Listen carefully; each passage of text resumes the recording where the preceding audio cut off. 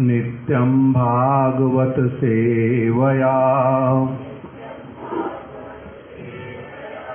भगवदी उत्तमा श्लोके भक्तिर्भवति नैष्ठिकी नष्टप्रायेषु अभद्रेषु नित्यं भागवत सेवया भगवदी उत्तमा श्लोके भक्तिर्भवति नैष्ठिकी।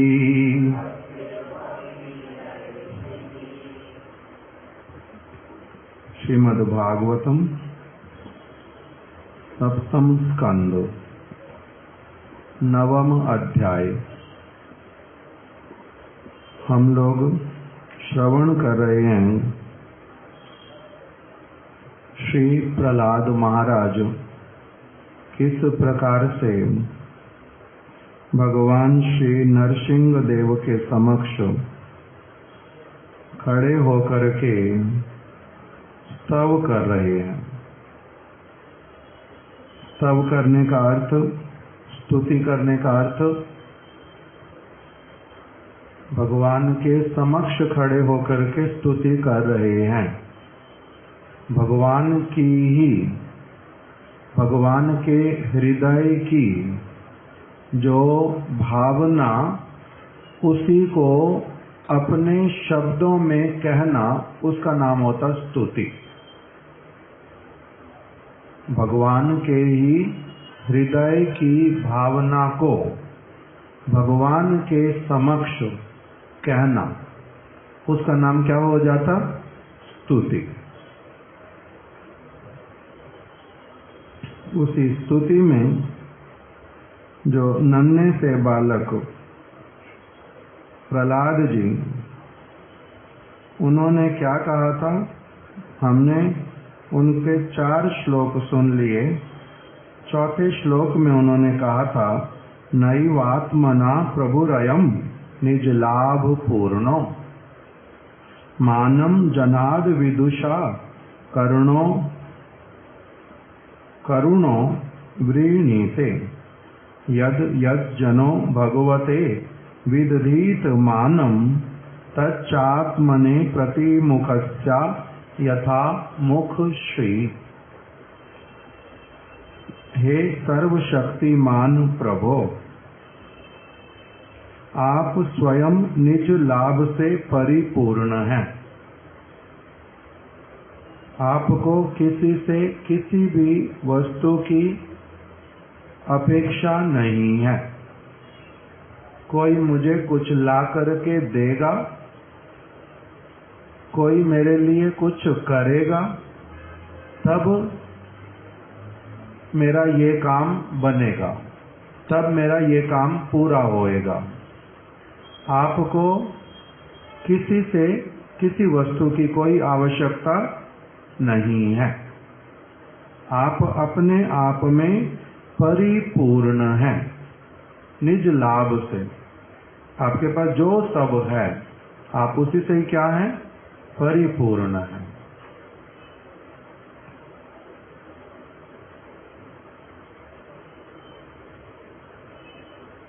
दयालु भगवान अज्ञानी जीवों पर अपनी कृपा प्रकट करने के लिए ही उनके द्वारा की गई पूजा को स्वीकार करते हैं।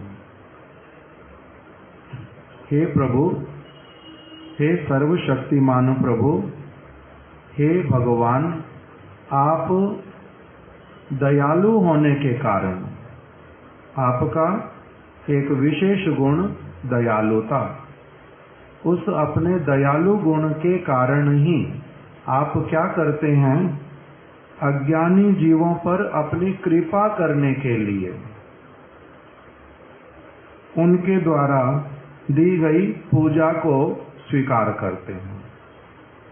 अर्थात जो पूजा आप स्वीकार करते हैं वो अपने किसी अभाव को पूर्ण करने के लिए नहीं, बल्कि अज्ञानी जीव के ऊपर कृपा करने के लिए।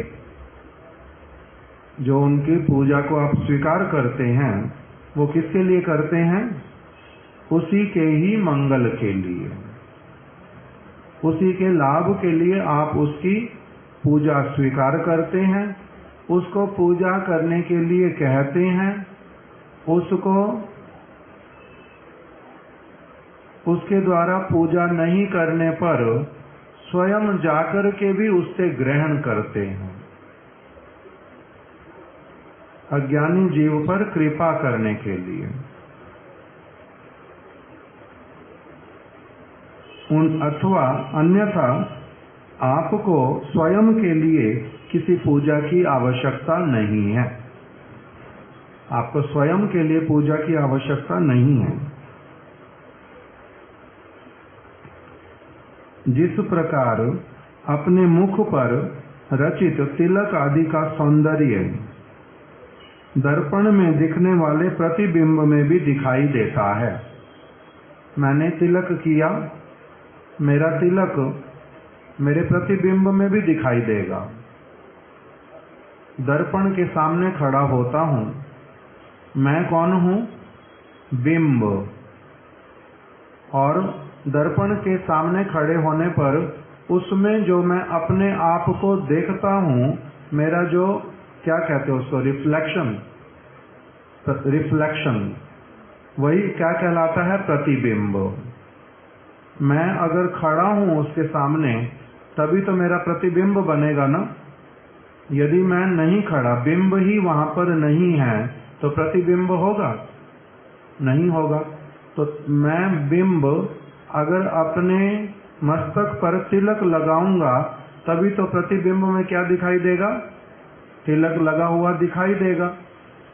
यदि मैंने तिलक नहीं लगाया तो फिर क्या मेरे प्रतिबिंब में तिलक दिखाई देगा? नहीं देगा। तो इसी को उपमा दिया प्रहलाद जी ने कि जिस प्रकार तिलक लगाने पर एक व्यक्ति का प्रतिबिंब, वो भी तिलक लगाया हुआ दिखाई देता है, उससे उसका अपने ऊपर ही तिलक लगाना हुआ है। तिलक मैंने जो लगाया, किसके ऊपर लगाया? जो कार्य मैंने किया। अब ये इसको क्यों कहते हैं ये भगवान से संबंधित है? तिलक बोलते हैं ना, भगवान से संबंधित है। इसका भगवान से क्या संबंध हुआ? तिलक मैंने लगाया, मेरे मस्तक पर लगाया। मेरे मस्तक पर तिलक लगाने से मेरा अपने ऊपर तिलक लगाना हुआ, ना कि भगवान के ऊपर लगाना हुआ। किसके ऊपर लगाना हुआ? स्वयं के ऊपर लगाना हुआ। तब इसका जो लाभ है वो किसको होगा? तिलक मैंने लगाया तो मेरे को ही तो लाभ होगा, ना भगवान को होगा? मेरे को ही होगा। तो अब यहाँ पर केवल उदाहरण किंतु ये वाला नहीं दिया। यहाँ पर तो बोल रहे हैं कि जैसे एक व्यक्ति तिलक रचना करने पर स्वयं की ही सुंदरता को वर्धित करता है, उसी प्रकार से वो दर्पण की सुंदरता को तो वर्धित नहीं करता ना, अपनी सुंदरता को वर्धित करता है। उसी प्रकार पूजा आदि जो कुछ भगवान को समर्पण किया जाता है वो वास्तव में उसका फल तो पूजा करने वाले को ही प्राप्त होता है। उसका फल किसको प्राप्त हो रहा है? पूजा करने वाले को ही। हमने पूजा किया भगवान का तो उसका फल हमें ही मिलेगा। भगवान अपने आप में पूर्ण है, तो वो मेरी पूजा को स्वीकार करते हैं या नहीं करते हैं? फल तो मेरे को मिल रहा है। पूजा को वो स्वीकार करते हैं या नहीं करते हैं? पूजा को स्वीकार करते हैं। किस लिए करते हैं?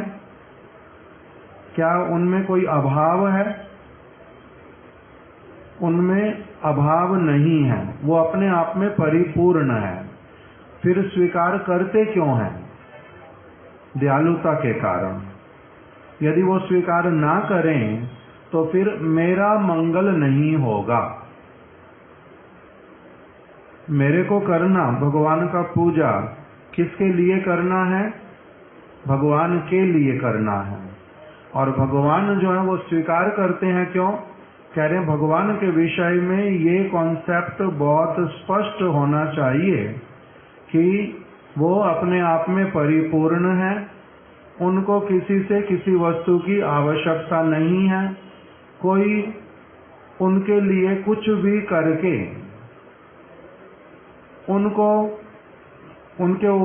कृतार्थ कर देगा, उनका उपकार कर देगा, ऐसी वाली कोई भी बात नहीं है। क्यों? क्योंकि वो अपने आप में भगवान है, स्वयं क्या बताया था, प्रभु रयम, वो स्वयं प्रभु है, ईश्वर है, अपने आप में परिपूर्ण है, किसी के ऊपर निर्भर नहीं है।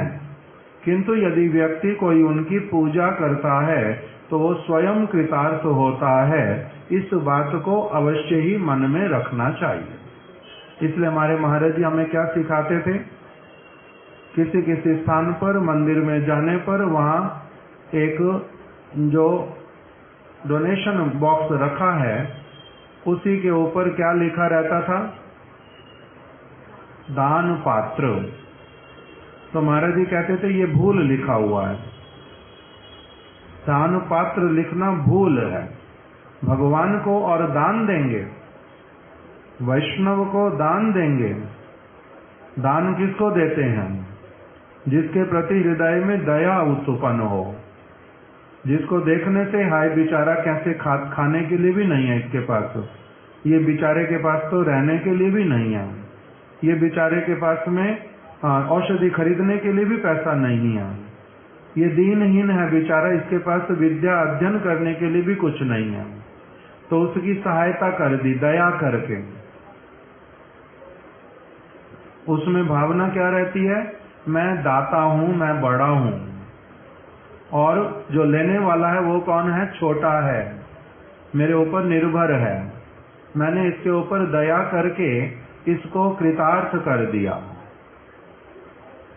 ये वाला भावना था। इसके सौभाग्य को मैंने बढ़ा दिया, इसकी कमी को मैंने पूरा कर दिया। ये दान देते हैं जब भावना रहती है।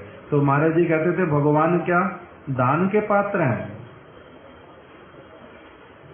उनके वो बेचारा खाएगा नहीं, हाय हाय हम नहीं देंगे तो भूखा मर जाएगा, ऐसे वाला है?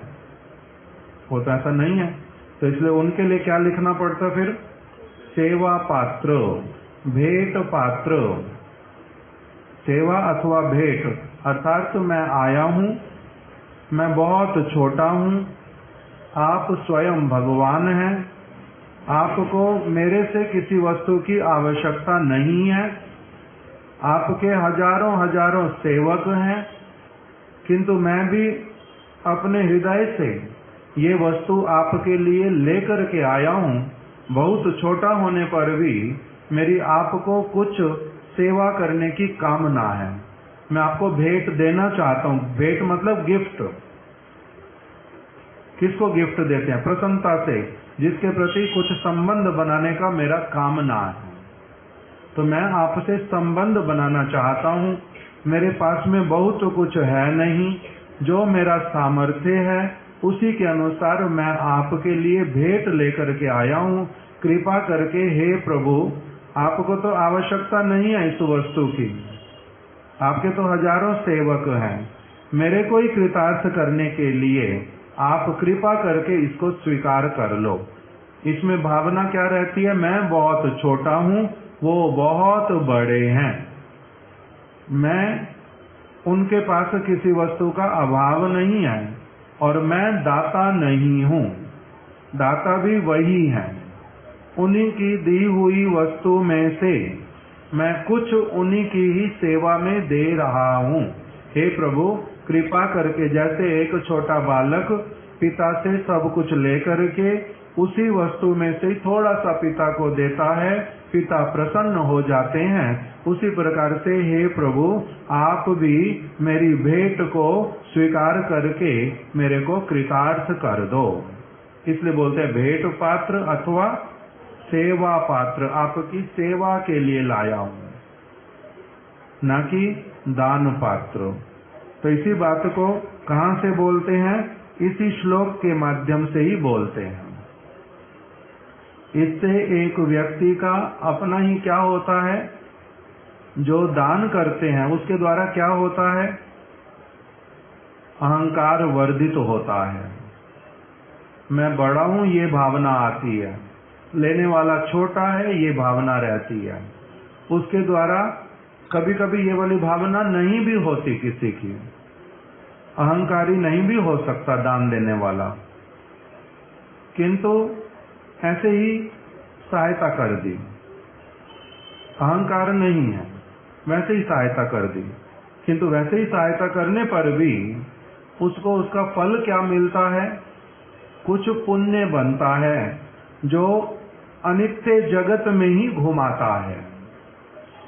किंतु यदि कोई भगवान की भक्तों की सेवा करता है, उसके द्वारा अहंकार तो है नहीं, मैं छोटा हूं वो बहुत बड़े हैं, किंतु इसका फल क्या होता है?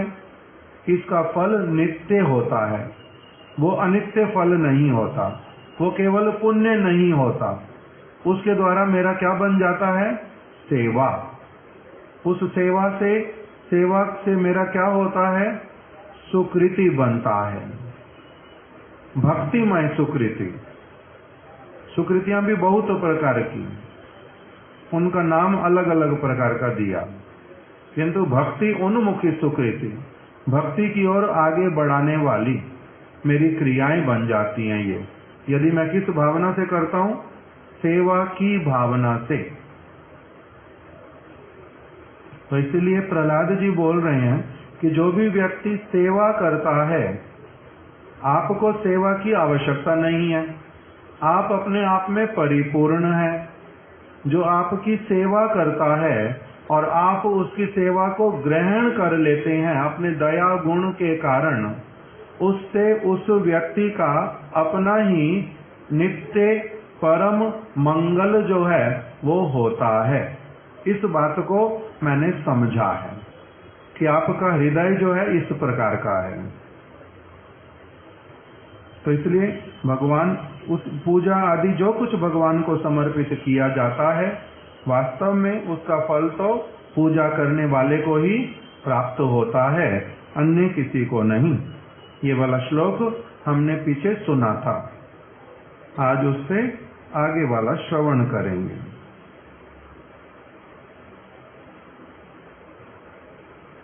इसमें अब सेवा शब्द का अर्थ क्या है? कि जो आपकी पूजा करता है, सेवा करता है, अर्थात साधन भक्ति के जितने सारे अंग,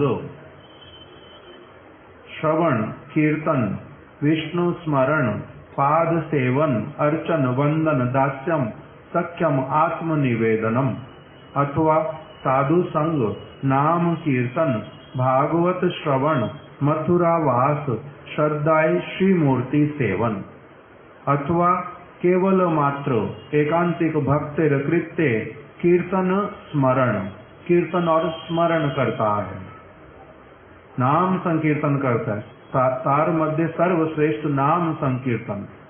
जो भी ये भक्तिमय क्रिया, इसी का नाम ही तो सेवा, भज धातु सेवायाम, भक्ति करनी है, सेवा करनी है।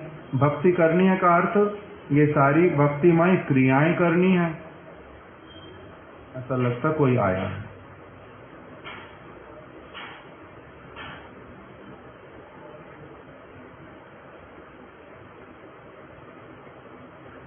तो अभी जो भी व्यक्ति ये करता है, उसके द्वारा उसका अपना ही जो है लाभ होता है। वो क्या है? चित्त रूपी दर्पण का मार्जित होना और भव महादावाग्नि का निर्वापित होना, ये सारा कुछ अपने आप से उसका होता है। तो लाभ किसका हुआ? मेरे चित्त का मार्जन होने से भगवान को लाभ, न मेरे को लाभ, स्वयं को लाभ। उसके द्वारा भगवान भी प्रसन्न होते हैं अवश्य ही। क्यों? क्योंकि उनकी संतान यदि वो दूषित चित्त वाली हो, कष्ट पा रही हो, तो उसके द्वारा उनको भी क्या होता है? दुख होता है। किंतु वास्तविक लाभ किसका है? स्वयं का ही है। इसी बात को प्रहलाद महाराज जी ने बोला। इसलिए जो व्यक्ति भगवान की महिमा गान करता, भगवान का कीर्तन करता, भगवान के लिए सेवा करता है, उसी का इसमें उसका अपना जो महिमा है यही वर्धित होता है। इससे पता चलता है वो बुद्धिमान है। इससे पता चलता है वो नित्य अनित्य का भेद जानता है। तो इसका अपना ही क्या पता चलता है, कैसी स्थिति है उसकी। और दूसरा बताया कि जब भगवान कहते हैं ऐसा, सर्वधर्मान परित्यज्य माम एकम शरणम व्रजा, तो इसके द्वारा भगवान अपना शरणागत बना करके किसी को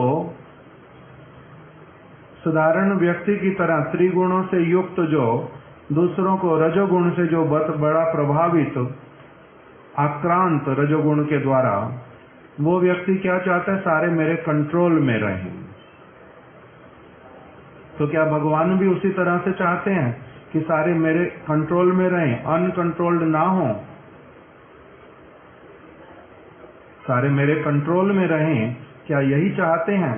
जब कह रहे हैं, आदेश कर रहे हैं कि सारे धर्मों का परित्याग करके एकमात्र मेरी शरण ग्रहण करो, तो इसलिए इसको क्या डिमांड नहीं कहा जाएगा? इतनी बड़ी डिमांड क्यों रखते हैं?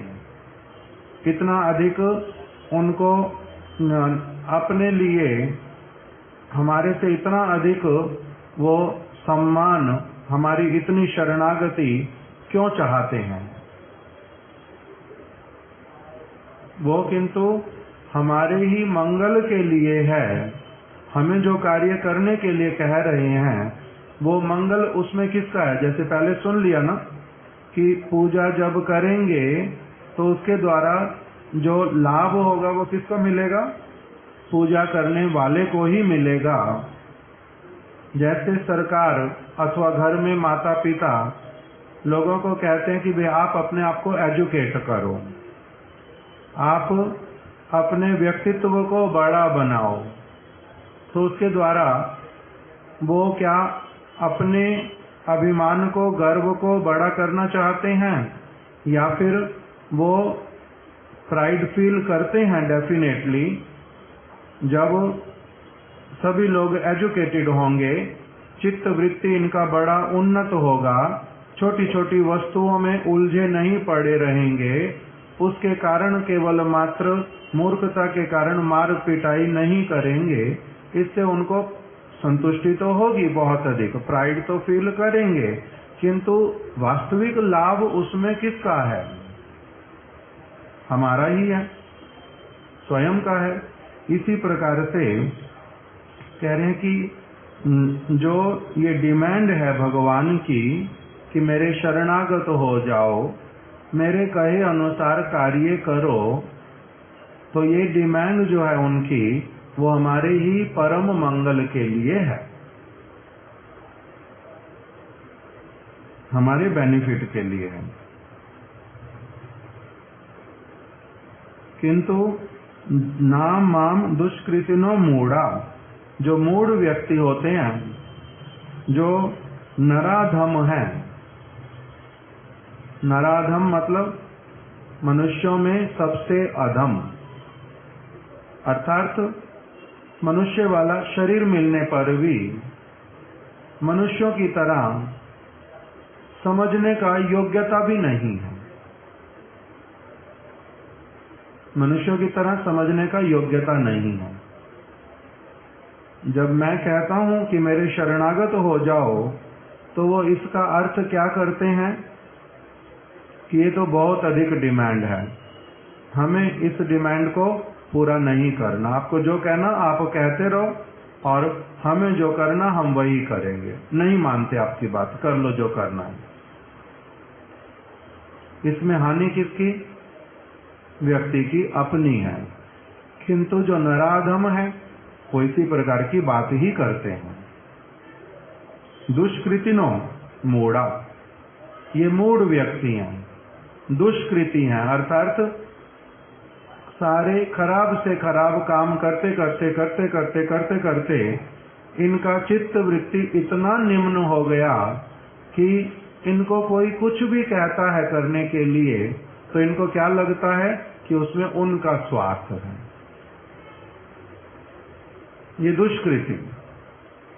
नराधम, माया अपहृत ज्ञाना, इनका जो सद्बुद्धि उसको माया ने अपहृत कर लिया, माया ने उसको छीन लिया है इनसे। माया अपहृत ज्ञान, इनके ज्ञान को, इनका ज्ञान माया के द्वारा अपहरण कर लिया गया है, इसलिए पूरी तरह से अज्ञानी वाली बात करते हैं। आसुरम भावम आश्रिता, इनको क्या कहा जाता है? ये आसुरी भाव वाले हैं, भक्ति भाव वाले नहीं हैं, शुद्ध चित्त वाले नहीं हैं, आसुरी भाव वाले। आसुरम भावम आश्रिता, इन्होंने आश्रय लिया हुआ असुर वाले भाव का, भगवान के भाव का आश्रय नहीं लेते, भगवान के हृदय को नहीं समझते, भगवान के हृदय को किस दृष्टिकोण से देखते हैं? भगवान की दृष्टि से देखते नहीं, असुर वाली दृष्टि से उसको देखते हैं। और इसलिए क्या कहते हैं कि भगवान बहुत अधिक डिमांड करते हैं और मेरे को इनसे पूरी तरह से अपने आप को अलग करना है। जैसे कोई बच्चा जो दुष्ट होता है बहुत अधिक, मेरे को टोका टाकी बिल्कुल नहीं चाहिए, इसलिए मैं आपके साथ में घर में रहूंगा ही नहीं, माता पिता को बोल देता कि मेरे को बिल्कुल नहीं रहना आपके साथ में, मैं नहीं रहूंगा, मुझे कुछ मत कहा करो, मेरे को छोड़ दो, मेरे को अपने हिसाब से जो कुछ करना है मेरे को करने दो। अपना जो उसका हित चाहते उनको भी क्या कहता है कि मेरे को आप हित करने वाला मुझे चाहिए नहीं कोई, मेरे को कौन चाहिए? सारे जो इस विषय में कोई भी बात ना करें, मेरे को उस तरह के लोग चाहिए। तो इसको क्या कहा जाता है? ये कैसे वाले हो गए हैं? आसुरी भाव आश्रिता, आसुर का भाव लेने वाले। माया अपहृत ज्ञाना, इनका ज्ञान माया के द्वारा अपहरण कर लिया गया। नराधम, मनुष्यों में सबसे अधम, अपने वेल विशर को एक व्यक्ति क्या चाहता है? सब समय मेरे साथ में हो, मेरे को अच्छे बुरे का सब समय बताते रहें। अनबायस्ड, जो मेरे विषय में उनका जो मेरे विषय में एक विचार है वो मेरे को स्पष्ट बतलाएं। ऐसे वाला व्यक्ति बुद्धिमान। किंतु जो चाहता नहीं वेल विशर कोई, जो अपने आप को ही सबसे बड़ा वेल विशर मानता है अथवा अपने जैसे ही व्यक्तियों को अपना वेल विशर मानता है, उसको क्या कहते हैं? नराधम।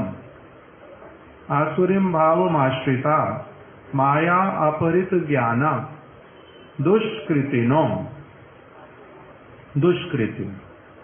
अन्यथा भगवान की बात को कौन नहीं मानेगा? जो मंगलमय वस्तु, सबके वास्तविक शुभ चिंतक, सबसे अधिक श्रेष्ठ परामर्श देने में परम समर्थ, जो अपनी आप से शरण देने के लिए सब समय के लिए प्रस्तुत, मेरे को पूरा समय देने के लिए, अपने विचार बताने के लिए, मेरे साथ आदान प्रदान करने के लिए, मेरे को पूरी तरह से मेरी केयर करने के लिए जो क्या है? प्रस्तुत है सब समय के लिए। मैं किंतु उन्हीं को ही क्या मानता हूं फिर कि ये क्या करते हैं? टू मच डिमांड करते हैं। Too much demand. किंतु जब शरणागत हुआ व्यक्ति, इतनी सी बात कि तुम क्या हो जाओ, मेरे शरणागत हो जाओ। शरणागत होने का अर्थ क्या होता है? मेरे शरणागत हो जाओ, इसका अर्थ क्या है?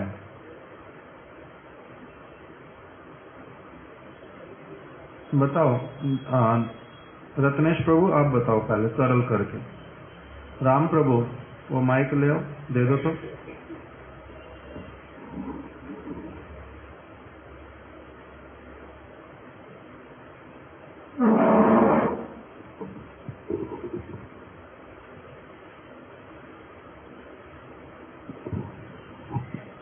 प्रभु जी, शरणागत कई तरीके से व्यक्ति जब अपनी जो चेष्टाएं हैं, चाहे बुद्धि रूप में, चाहे धन रूप में, चाहे विद्या रूप में या बलपूर्वक, उनके ऊपर विश्वास ना रखते हुए जिसके शरणागत हुआ है उसके ऊपर वो डिपेंडेंट हो जाए, तो शरणागति इसी को कहेंगे। तो इन कंक्लूजन क्या हुआ? शरणागति 1 और 2 वर्ड्स, सरेंडर, मीनिंग हो गया डिपेंडेंट हो जाना। शरणागत का मतलब उनके विधान को स्वीकार करना। जी। उनके विधान को स्वीकार करना। उनका विधान कैसा है? जैसे मैं भारत के संविधान को अगर स्वीकार करता हूं तो उसके द्वारा क्या होता है? फिर मेरे को अनेक सुविधाएं अपनी आप से प्रोवाइडेड हैं। अगर मेरा जन्म हो गया तो मैं स्वाभाविक रूप में क्या बन गया हूं? सिटीजन बन गया यहाँ का। किंतु यदि मैं नहीं हूं स्वाभाविक रूप में सिटीजन यहाँ का और यहाँ पर आकर के शरणागत हो गया, शरणागत होने का अर्थ क्या हुआ? कि मेरे को अपने लिए सबसे सेफ यही वाला स्थान लग रहा है, आप कृपा करके मेरे को स्वीकार करो।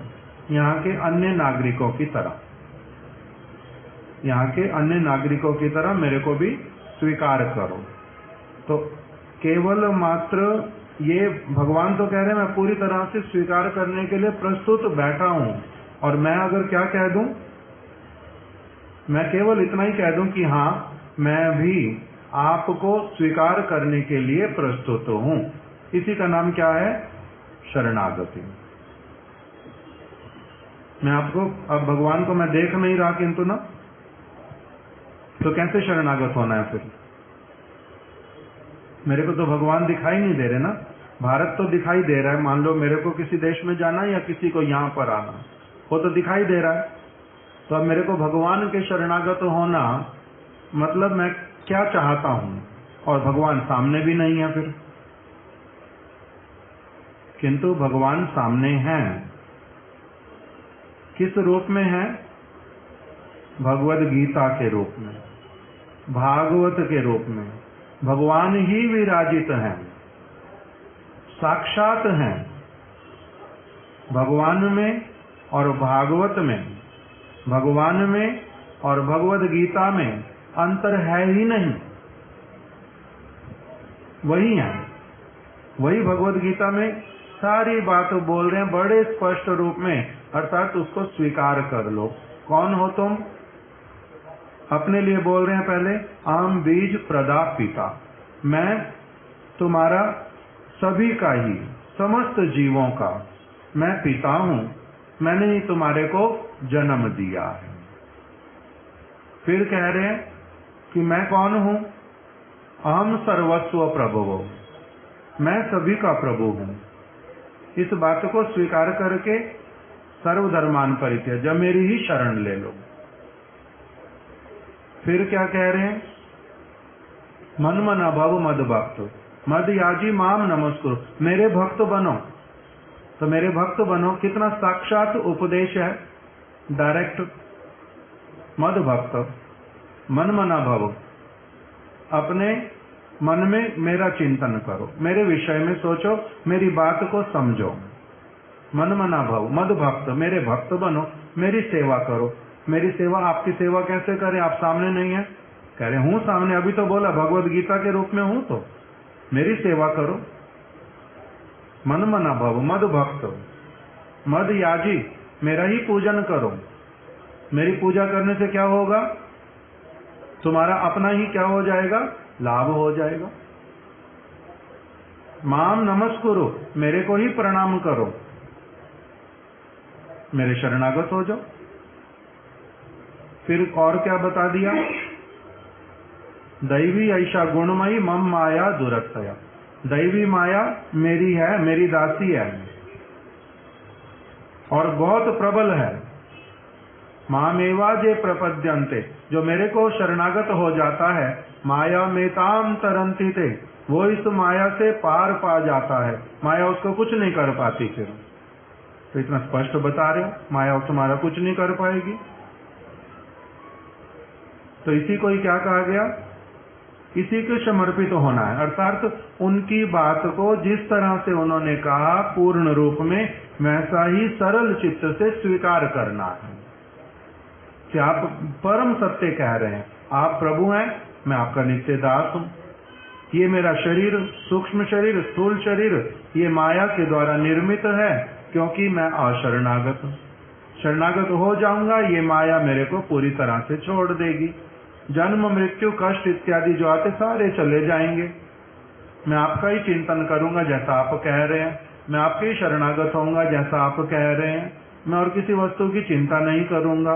आपने कह दिया कि देवी देवताओं का आराधना अविधि पूर्वक पूजा है, मैं उसके ऊपर दृढ़ विश्वास रख के कभी किसी के लिए कुछ नहीं करूंगा। इसी को ही पूर्ण रूप में स्वीकार करना, यही क्या है? भगवान को शरणागत होना। इसी का नाम शरणागति है। तो कह रहे हैं यदि कोई ये करता है, प्रहलाद जी क्या कह रहे हैं? यदि कोई ये करता है तो इसके द्वारा लाभवान कौन होता है? वो स्वयं ही होता है, वो स्वयं होता है। प्रभु, आपके जो आदेश, आपकी जो शिक्षाएं, आपका जो पूजा, सारा कुछ ही आप अपने आप में परिपूर्ण है, आप ईश्वर हैं। आप किसी की किसी भी वस्तु को जो स्वीकार करते हैं उसी के लाभ के लिए करते हैं। विभीषण को के शरण में आने पर भगवान ने उसको स्वीकार कर लिया, इससे भगवान लाभवान हुए ना विभीषण लाभवान हुआ? विभीषण लाभवान हुआ, भगवान लाभवान नहीं हुए। कहते हैं वो वाला जो लाभवान होना, प्रसन्नता वाला होना, उसमें जगत का कोई भी विचार नहीं आता, कोई भी विचार नहीं आता। इसलिए एक व्यक्ति का अपना ही परम मंगल होता है भगवान की बात को लेने का। जहां पर भी भगवान की बात ऐसी लगती है कि वो कुछ डिमांड कर रहे हैं, वो कैसी वाली डिमांड है? जैसे माता पिता के द्वारा बालक से डिमांड करना, ये वाला काम अभी अभी करो, अभी अभी उठो, अभी पूरा करना पड़ेगा, मैं तुम्हें सोने ही नहीं दूंगा ये काम किए बिना, अभी अभी पूरा करो। तो ये जो डिमांड प्रेम पूर्वक की गई डिमांड,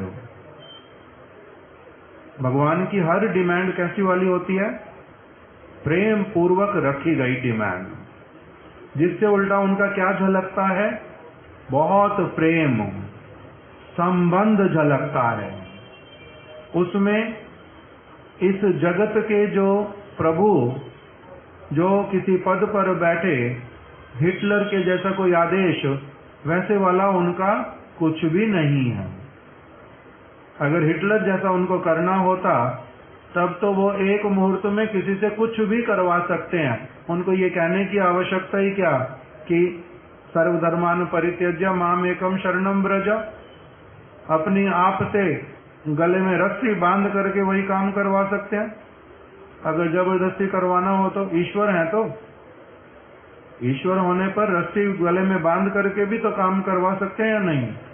किंतु वो नहीं करवाते, बोल रहे हैं केवल। इसका अर्थ ही क्या है कि कितना पोलाइटली वो हमारे ही मंगल की बात हमें बतला रहे हैं। प्रहलाद जी कह रहे हैं इसी बात को ही मैंने अभी तक क्या किया है, अच्छी तरह से आपके हृदय को, आपके गुणों को, आपकी क्रियाओं को देखते देखते, सुनते हुए, समझते हुए इसी कंक्लूजन पर पहुंचा हूँ कि आप ईश्वर हैं। अयम प्रभो, आप ईश्वर हैं, आप अपने आप में परिपूर्ण हैं, आपको किसी से किसी वस्तु की आवश्यकता नहीं है, किंतु तब भी आप किसी की द्वारा की गई पूजा को जो स्वीकार करते हैं, उनको पूजा करने के लिए कहते हैं। आप दयालु होने के कारण उन्हीं के मंगल के लिए ही कहते हैं। जो भी व्यक्ति आपकी बात को स्वीकार करता है वही परम लाभवान होता है। इसके द्वारा आपका कुछ आता और जाता नहीं है। इस बात को प्रहलाद जी ने इस श्लोक में बोल दिया। माया के चंगुल से एक व्यक्ति छूट जाएगा यदि भगवान की बात को मानेगा। उसका कारागार में वास और नहीं होएगा, गर्भ में कभी और आएगा नहीं, दुख सुख भोग नहीं करना पड़ेगा। सब समय के लिए इस ब्रह्मांड से मुक्त होकर के भगवान के धाम में वास मिलेगा। आयु कभी छोटी बड़ी होएगी नहीं, अपने नित्य आत्म स्वरूप में स्थित रहेगा। उसी के द्वारा भगवान के परिकरों के संग की सेवा की सारी सब समय के लिए सुविधा मिलेगी। तो इसमें सब कुछ अच्छा किसके लिए हो रहा है? प्रभु तो है ही वहीं पर ही, अपने परिकरों के साथ में वो तो वहां पर है ही है। उनका तो इस जगत से कुछ ऐसी कोई वस्तु है ही नहीं जो उनको यहाँ से चाहिए भी हो, किंतु अपने से हमारे को संबंध युक्त करने के लिए, हमारे को अपने पास ले जाने के लिए, सुखमय धाम में ले जाने के लिए उनका जो कुछ भी आदेश, निर्देश, शिक्षा, परामर्श, सारा कुछ किसके लिए है? हमारे को ही एक बहुत अच्छी स्थिति में, नित्य हमारी जो स्थिति उसमें ले जाने के लिए। उसमें उनका अपना कुछ स्वार्थ नहीं है। तो अगले श्लोक में क्या कह दिया?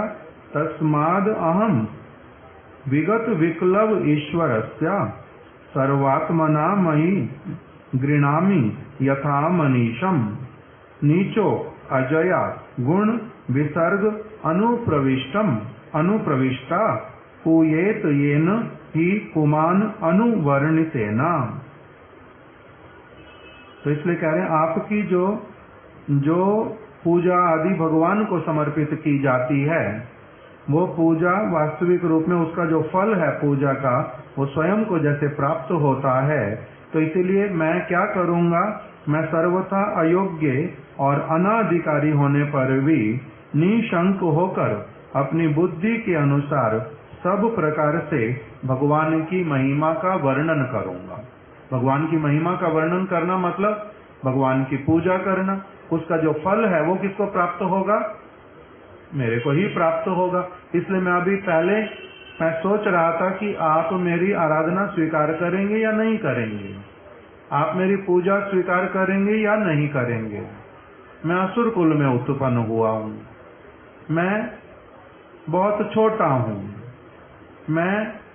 मुझ में बहुत अधिक ज्ञान नहीं है, मेरे को कुछ अनुभव नहीं है, इसलिए मैं कैसे आपकी आराधना करूं, कैसे आपकी पूजा करूं। किंतु मेरे को अब मन में होता है कि मैं जो कुछ भी करूंगा उससे मेरा क्या होगा? मंगल होगा। इसलिए मैं अवश्य ही आपकी पूजा करूंगा। मैं अयोग्य होने पर भी, सर्वथा पूर्ण रूप से अयोग्य होने पर भी अनाधिकारी। बार बार लोग बोलते हैं ना कि तुम्हारे में अधिकार है कुछ बोलने का भगवान के विषय में। पहले तो अधिकार अर्जित करो, तुम्हारे में अधिकार है भगवान के विषय में कुछ बोलने का। तो कहते हैं जितना मेरे को पता है वही तो मेरा अधिकार है, उसी का ही कीर्तन करूंगा। कीर्तन करने से क्या होगा? मेरा अधिकार उन्नत होगा, मेरे को समझ आएगा। इसलिए कीर्तन सेवा है। भगवान की महिमा जो मेरे को सुनी मैंने गुरुवर्गों से, प्रॉपर अथॉरिटी से, उस वस्तु को जिसमें भूल हो ही नहीं सकती, उस वस्तु को रिपीट करने में असुविधा नहीं है, उल्टा बहुत अच्छा है, पुनः पुनः उसी को रिपीट करना चाहिए। इसमें अधिकार और अनधिकार होता ही नहीं है। भगवान की बात को एज इट इज बोलने में, बार बार सुनने में, बोलने में, रिपीट करने में कोई अधिकार अनाधिकार की बात नहीं होती। इसमें सबका अधिकार है। भगवान की पूजा करने का किसको अधिकार नहीं है? सबको है, छोटे बच्चे से लेकर के वृद्ध व्यक्ति तक। कहीं का भी रहने वाला कहीं कोई क्यों ना हो, किसी भी शरीर में क्यों ना हो, सभी को क्या है? भगवान की पूजा करने का अधिकार है। भगवान ने दिया है। भगवान ही क्या कहते हैं कि सभी को क्या करना चाहिए? मेरी पूजा करनी चाहिए। प्रथमम तुम गुरुम पूज्या ततश्चैवा मम अर्चनम। भगवान कह रहे हैं मेरी पूजा करो। और कैसे करो? प्रथमम तुम गुरुम पूज्या, पहले गुरु की पूजा करो फिर मेरी करो। किसको अधिकार है गुरु की पूजा करने का? सभी को, सभी को अधिकार है पूजा करने का। किसको नहीं है? कौन से एक व्यक्ति ने अपने बच्चों को जन्म दिया, कौन से बच्चे को अधिकार है पिता के बारे में कुछ भी बताने का? सभी बच्चों को अपने अपने अधिकार के अनुसार बताएगा। वो छोटा होगा अपने पिता की किसी गुण को बतलाएगा, और बड़ा होएगा उनकी और किसी बात को बतलाएगा, और बड़ा होएगा उनकी और किसी बात को बतलाएगा। किंतु बतला सकता या नहीं बता सकता, और वो जो भी देख करके बताएगा, अगर सरल चित्त से बताएगा तो वो भूल होगी ना सत्य होगा? सत्य होगा। और अगर उसमें कुछ वो भूल भी करेगा कि उनकी इंटेंशन ऐसी थी, उनकी इंटेंशन ऐसी थी, तो भगवान क्या करेंगे, पिता क्या करेंगे? उसको करेक्ट करेंगे। नहीं नहीं, ये वाली बात नहीं है। किंतु बोलने के लिए निषेध किया, पूजा करने के लिए निषेध किया। माता पिता की सेवा कौन सा बालक करेगा? केवल बड़ा वाला बालक करेगा, छोटा वाला नहीं करेगा। ऐसा होता? इसलिए कह रहे हैं यहाँ पर कि सभी व्यक्ति क्या करने के योग्य हैं? भगवान की सेवा करने की। सभी में योग्यता है, कोई ऐसा नहीं है जिसमें योग्यता नहीं हो। इसलिए मैं छोटा होने पर भी मैं क्या करूंगा?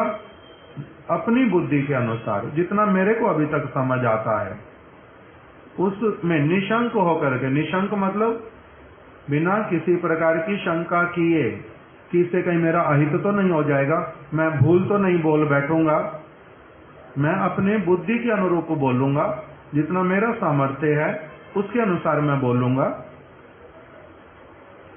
सब प्रकार से भगवान की महिमा का वर्णन करूंगा। क्यों?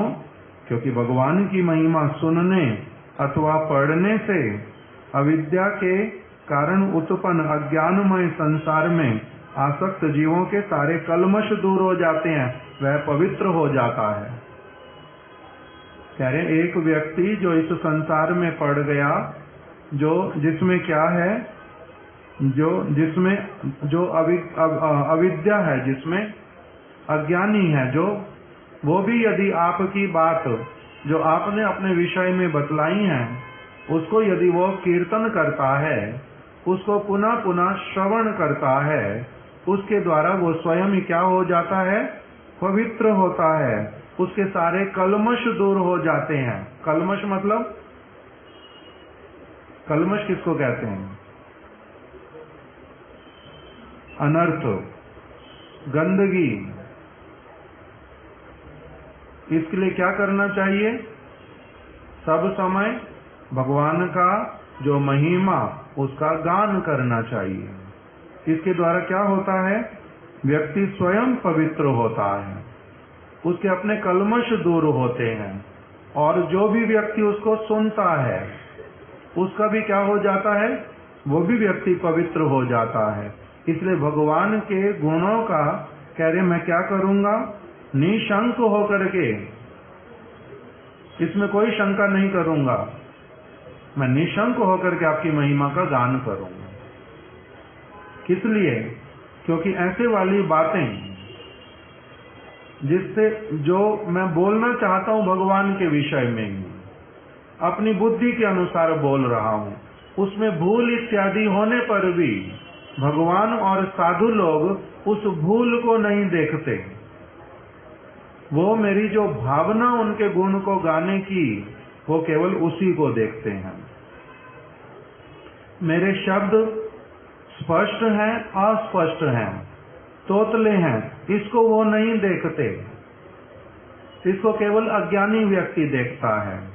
मेरी प्रेजेंटेशन अच्छी है या नहीं है, मेरे शब्द का चयन अच्छा है या नहीं है, उसमें अलंकार ठीक लगे या नहीं लगे, मेरा सेंटेंस भी ठीक बन रहा है या नहीं बन रहा है, इसको भगवान नहीं देखते। इसको वो नहीं देखते। उनका नाम क्या है? भावग्राही जनार्दन। वो मेरे मन की भावना को देखते हैं। जैसे होटल में अगर आप अपना सामान बेचोगे तो जो खाने वाला व्यक्ति वो क्या देखेगा? अच्छा स्वाद का है या नहीं है, अच्छे वस्तु डाली या इसमें नहीं डाली, वो ये देखेगा। किंतु जब भगवान को कोई भक्त भोग लगाएगा तो भगवान क्या देखते हैं? बहुत अच्छा बना पाया ना नहीं बना पाया, ये नहीं देखते। क्या देखते हैं? इसकी भावना क्या है, उस वस्तु को वो देखते हैं। वो भावग्राही जनार्दन है, वो भावना को देखते हैं। तो इसीलिए यहाँ पर इसलिए बोलते हैं भगवान की महिमा का गान यदि कोई व्यक्ति करता है, उसमें यदि अनेकों कमियां भी क्यों न रह जाएं, किंतु तब भी भगवान और साधु उससे प्रसन्न होते हैं। जैसे नवद्वीप धाम में श्री ईश्वरपुरी पाद जी आए थे एक समय। उस समय महाप्रभु का दीक्षा इत्यादि नहीं हुआ। महाप्रभु गया जी में नहीं गए। ईश्वरपुरी पाद उससे पहले ही आए थे नवद्वीप में। महाप्रभु की और शची माता की और भक्तों की उनसे भेंट पहले हो चुकी थी।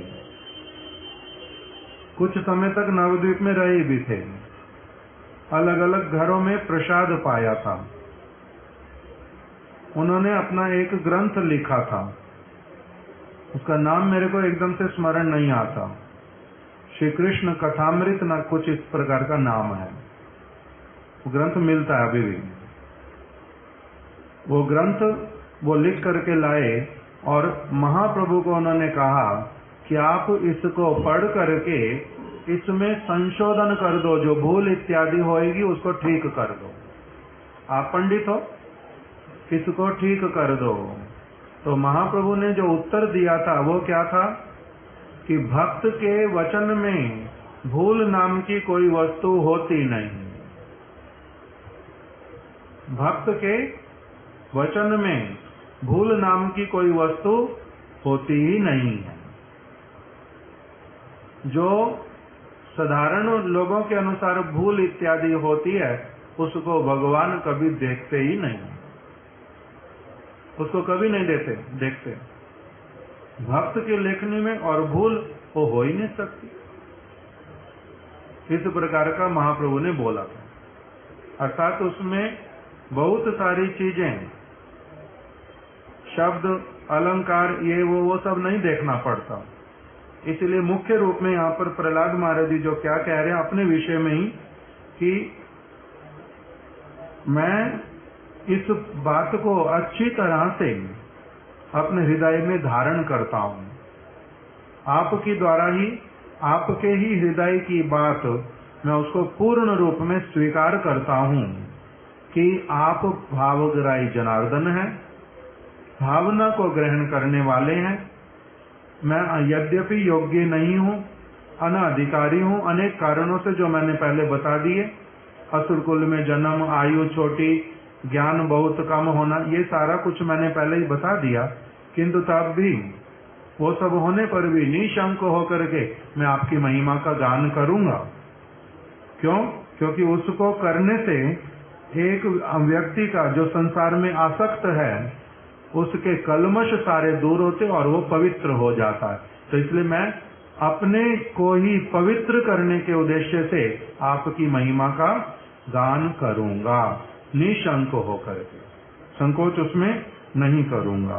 अब हम कल इसको और आगे विस्तार से श्रवण करेंगे। आज यहीं तक ही रख देते। श्रीमद्भागवत महापुराण की जय। श्री प्रहलाद महाराज की जय। श्री शुभदेव गोस्वामी की जय। श्रीला विश्वनाथ चक्रवर्ती ठाकुर की जय। श्रीला प्रभुपाद की जय। श्रीला गुरुदेव की जय। समस्त वैष्णव वृंद की